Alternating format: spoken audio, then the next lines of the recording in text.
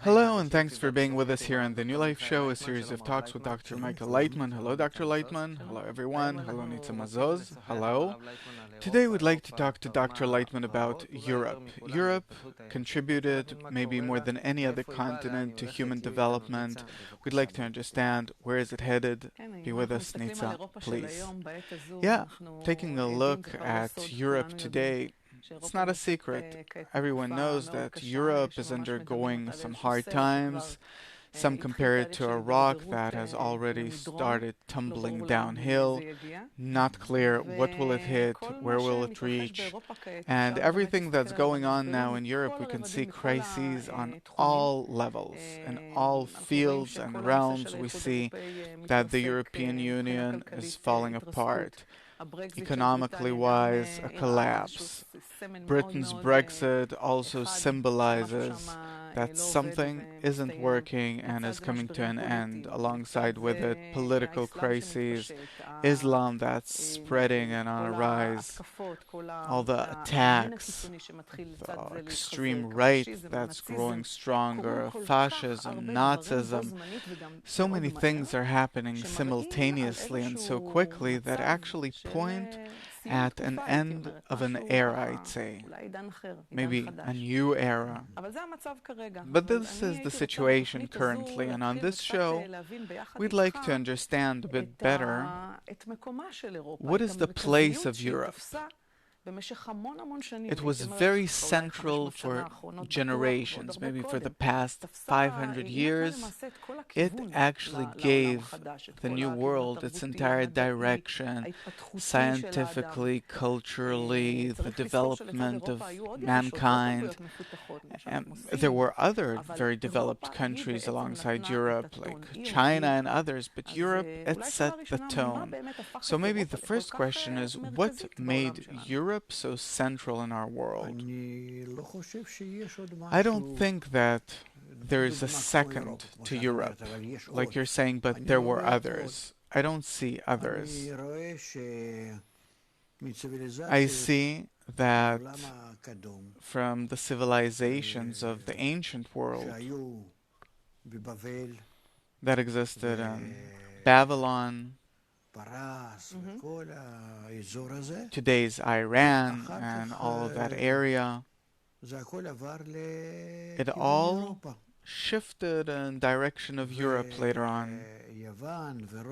And Greece and Rome, they actually built Europe, Greece, in terms of science, philosophy and science, which they have received from Israel between the times of the first temple and the destruction of the second temple, up to 1,000 years BC.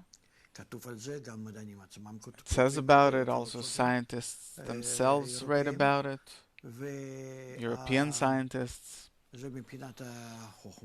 This in terms of wisdom and science and human development, philosophy, approach to life, and the order was given by Rome. Rome actually developed Europe because Europe itself was completely barbaric. You can practically say they lived on trees. While Rome was developed and strong, and were it not for Rome that conquered Europe and passed through it from north to south, from east to west, in all directions, including England and Scotland, then we don't know how Europe would have turned out. They're the ones that brought to Europe. The Greeks brought the wisdom and science and philosophy, and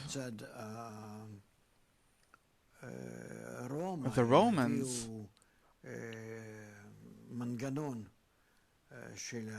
they brought the mechanism of politics. They're the ones that paved the roads and gave everything. on the one hand, where did they suckle this wisdom of the politics and organization that you said that Rome had? You said that the Romans, they suckled it from an ancient Jewish wisdom, but where did they introduce that order from? It says in the Gemara that to the extent to which Judea fell, meaning that the land of Israel fell, against that Rome took its force and wisdom and built itself. So it all comes from here, from the land of Israel. And everything as if comes from the destruction of the people of Israel. As if the wisdom of the people of Israel, if we can say it this way, it shattered and dispersed. The spiritual wisdom of the people of Israel, which is actually the spiritual attainment, the spiritual force, was locked, closed, and the crumbs that remained, the people of Israel did not know how to use them because they're not built for it. They're not built in order to build anything in this world in corporeality at all, but only in spirituality. And they took it and built those countries out of it in corporeality.